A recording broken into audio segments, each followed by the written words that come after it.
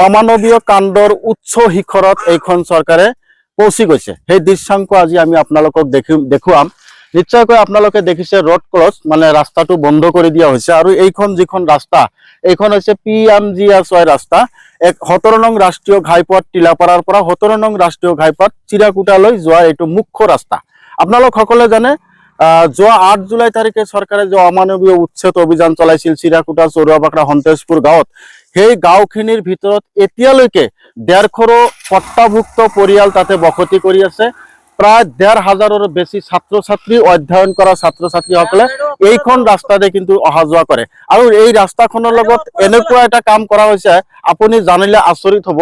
ইয়াত নিশ্চয়কৈ আপোনালোকে দেখিছে ৰোড ক্লজ, ৰাস্তাটো বন্ধ। তাৰমানে ইয়াত ৰাস্তাটো JCB দি বিভাগীয় কৰ্তৃপক্ষই কিন্তু খান্দি দিছে, যাতে এইখন ৰাস্তাত কোনো ধৰণৰ যান বাহন বা স্থানীয় যিসকল ৰাইজ আছে, ইয়াতে এতিয়ালৈকে 150ৰো বেছি পট্টাভুক্ত পৰিয়াল আছে যিসকলে এইখন ৰাস্তা দি অহা যোৱা কৰে।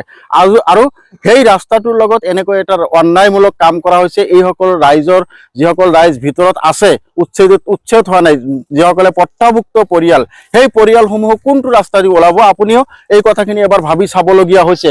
মই সামগ্ৰিক দৃশ্যাংক আপোনালোকক দেখুৱাম যদি সম্ভৱ হয়, এই ৰাস্তাটো কেনেকে তেওঁলোকে কাটি থৈ দিছে। ইয়া চাওক, অহা যোৱাৰ এখন মুখ্য ৰাস্তা, যিখন ৰাস্তা চৰকাৰে এনেকৈ কাটি দি থৈছে। এতিয়া অহা যোৱা কৰাত কিমান অসুবিধা হৈছে। আমি এই ৰাস্তাটোৰ সামগ্ৰিক যি পৰিৱেশ, সেই পৰিৱেশটো আমি আপোনালোকক দেখুৱাম। এইখন এখন PMGS-Y ৰাস্তা। মুখ্যতঃ এই অঞ্চলৰ মানুহে এইখন ৰাস্তাৰে একমাত্ৰ ৰাস্তা, এইখন ৰাস্তাৰে অহা যোৱা কৰে। আৰু এনেকৈ প্ৰশাসনে JCBৰে ৰাস্তাখন মাজত খান্দি দিছে। চাওক, দৃশ্যাংক যদি দেখা সম্ভৱ হয়, এনেকৈ ৰাস্তাটো কাটি দিয়া আমি দেখিছো। ইফালে যদি চাব পৰা যায়, ইফালে গোটেই দৃশ্যটো যদি চাব পৰা যায়, ইয়াৰ ৰাষ্ট্ৰীয় ঘাইপথ প্ৰাধিকৰণ মানে নেশ্যনেল হাইৱে অথৰিটিয়ে কৰ্তৃপক্ষৰ ফালৰ পৰা এনেকৈ কাটা বুলি এটা অভিযোগ আহিছে।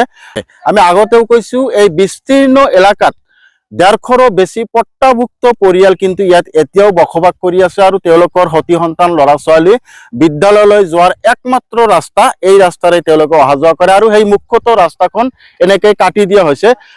এটা ছেকশ্যনত নহয়, দুটা ছেকশ্যনতহে কাটি। আমি প্ৰথম পাৰ্ট আপোনালোক কাটি দিয়াৰ যি প্ৰথম পাৰ্ট, সেই পাৰ্টটো খণ্ডটো আপোনালোকক দেখুৱালো। দ্বিতীয়টো যোনটো খণ্ড, সেই খণ্ডটো আপোনালোকক দেখুৱাম যে চৰকাৰ বা প্ৰশাসনে কেনেকৈ ৰাস্তাটো JCB বা বুলডোজাৰেৰে এনেকৈ কাটি দিয়া পৰিলক্ষিত হৈছে। এয়া চাওক, এই দৃশ্যাংক যদি দেখে আপোনালোকে, এয়া চাওক, এনেকৈ কিন্তু প্ৰশাসনৰ মানুহে এই ৰাস্তাটো এনেকৈ, এইখন এখন PMGS-Y ৰাস্তা, আৰু ৰাস্তাখন এনেকৈ প্ৰশাসনে বুলডোজাৰেৰে কাটি দিছে। মই আগতেও কৈছো যে ইয়াত ৰাষ্ট্ৰীয় ঘাইপথ প্ৰাধিকৰণৰ 4A নেশ্যনেল হাইৱেৰ কাম চলি আছে। আৰু উচ্ছেদিত যে বৃহত্তৰ উচ্ছেদিত এলেকা, সেই এলেকাৰ মানুহে কিন্তু এইখন ৰাস্তাৰে অহা যোৱা কৰে। ইয়াৰ একমাত্ৰ তেওঁলোকৰ ৰাস্তা। এইফালে যদি চাই, বুলডোজাৰবিলাক এতিয়াও ইয়াতে ৰখাই থোৱা হৈছে। দুটা অংশত এই ৰাস্তাটো দুটা অংশত কিন্তু কাটি দিয়া হৈছে। 17 নং ৰাষ্ট্ৰীয় ঘাইপথ টিলাপাৰাৰ পৰা চিৰাকুটা, সন্তেশপুৰলৈ, চৰুৱাপাকৰালৈ যোৱা যিটো মুখ্য ৰাস্তা, সেই ৰাস্তাটো এনেকৈ কাটি দিছে। আৰু ইয়াত চাইনবোৰ্ড আঁৰি দিয়া হৈছে ৰোড ক্লজ বুলি।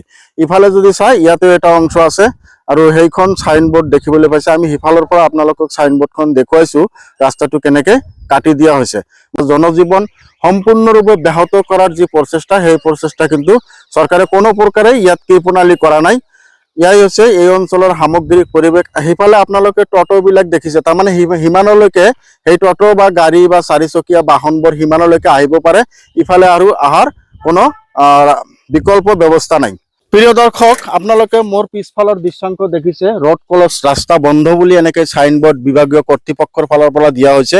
মই আগতেও কৈছো যে চিৰাকুটা, চৰুৱাপাকৰা, সন্তেশপুৰ গাঁৱত চৰকাৰে যি অমানৱীয় উচ্ছেদ অভিযান চলাইছিল, তাৰ ফলত কিন্তু বিস্তীৰ্ণ এলেকা বৰ্তমান খালী। ইয়াত পট্টাভুক্ত যিসকল পৰিয়াল আছে, সেই অৱশিষ্ট পৰিয়ালখিনি কিন্তু মাজত সোমাই আছে। 150ৰো বেছি পৰিয়াল এতিয়াও ভিতৰত আছে। আৰু সেইসকল মানুহৰ মুখ্যতঃ এইখন ৰাস্তা অহা যোৱা কৰাৰ একমাত্ৰ বাট বুলি ক'ব লাগিব। আৰু এই ভিতৰত যিখিনি ছাত্ৰ ছাত্ৰী আছে, সেই ছাত্ৰ ছাত্ৰীও কিন্তু এইখন ৰাস্তাৰে অহা যোৱা কৰে। তো মোৰ সৈতে এজন স্থানীয় ব্যক্তি আছে, তেখেতৰ পৰা কিছু কথা জানিবলৈ যত্ন কৰিম। আপোনালোকৰ এইটো মুখ্যতঃ ৰাস্তা নেকি? হয়, এইটোই মানে একমাত্ৰ ৰাস্তা আমাৰ, মানে চৰুৱাপাকৰা আৰু সন্তেশপুৰ মানে যাওয়া আসা ৰাস্তাটো এইটোই হয়। ভিতৰত ছাত্ৰ ছাত্ৰী নিশ্চয়কৈ আছে। হ্যাঁ, বহুত এতিয়াও বহুত পৰিয়াল ফেমিলি আছে তো ইয়াত, মানে পাট্টা থকা মানুহ যিবিলাকতো উচ্ছেদ কৰা নাই, এইবিলাকৰ ছাত্ৰ ছাত্ৰী চাওক, ইমান অটো টটো মানে ভিৰ লগাই আছে। মানুহ বহুত আছে ভিতৰত। ছাত্ৰ ছাত্ৰীও আছে। হয়, ছাত্ৰ ছাত্ৰী আছে। আজি ৰবিবাৰ হোৱাৰ কাৰণে মানে চানডে হোৱাৰ কাৰণে যোৱা নাই স্কুলত। ভিতৰত প্ৰায় 150ৰো বেছি পট্টাভুক্ত পৰিয়াল এতিয়াও বসবাস কৰি আছে আৰু প্ৰায় 200-250 ছাত্ৰ ছাত্ৰী কিন্তু একমাত্ৰ এই মুখ্যতঃ এইখন ৰাস্তাৰে বিদ্যালয়লৈ নিতৌ অহা যোৱা কৰে আৰু সেই মুখ্যতঃ সেই ৰাস্তাখন কিন্তু এতিয়া চূড়ান্ত ৰূপে জনজীৱন সম্পূৰ্ণৰূপে ব্যাহত কৰিছে।